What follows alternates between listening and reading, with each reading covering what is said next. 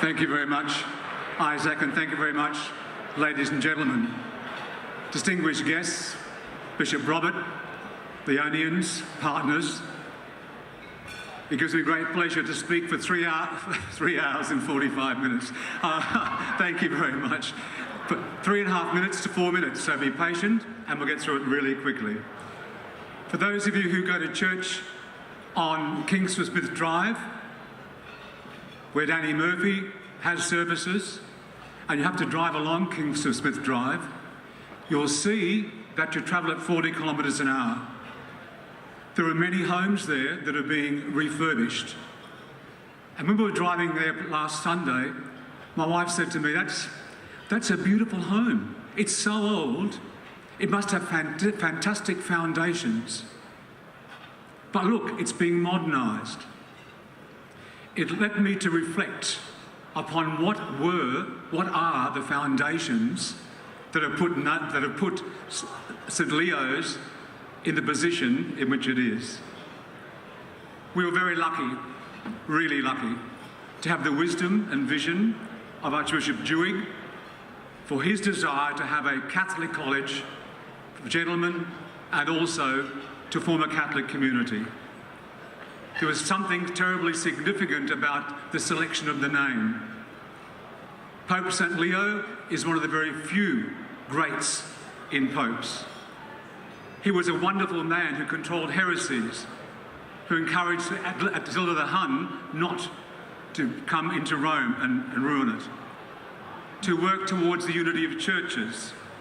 Fathers McKenna, Barry, the Vincentians, the Jesuits and the Christian Brothers, and the other leaders of the college have contributed very much to where it's come. I think, agreeing with what Isaac has said, it's critical that we value our foundations, our traditions, but are flexible to make sure we can handle the changing contexts. For some, this might be a celebration of the last 100 years. However, it's really important that we recognise it as an opportunity for this great college to move forward and to all of us to have a part to play in leading it into the future. So, this is my challenge to us.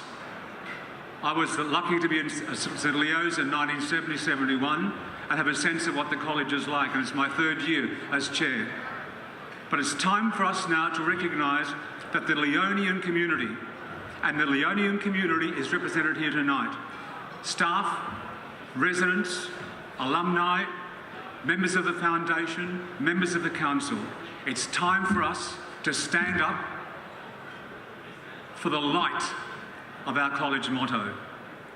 It's time for us as a community to facilitate the St Leo's mission so that, enlightened by the life of Christ, the men of St Leo's are supported and challenged to grow the whole man, and thereby the college community, so that together they can better take their place in the world and actively serve its brighter future.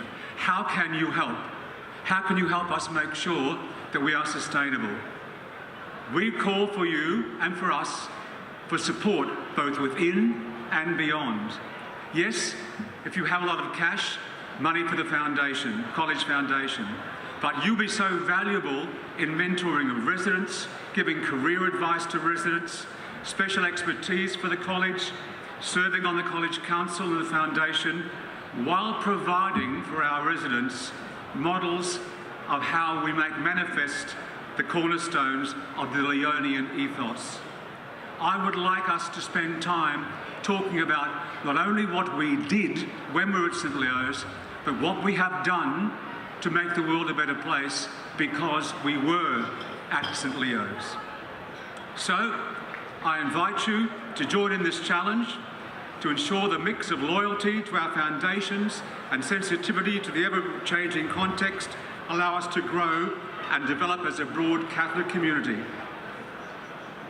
As a teacher of English, I was always questioning what Hamlet meant when he said, "To be or not to be, that is the question." Hamlet was wrong. To be is to be nothing.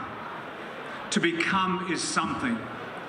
So I would rather that we go forward and become and grow in the light of Christ. Have a good night.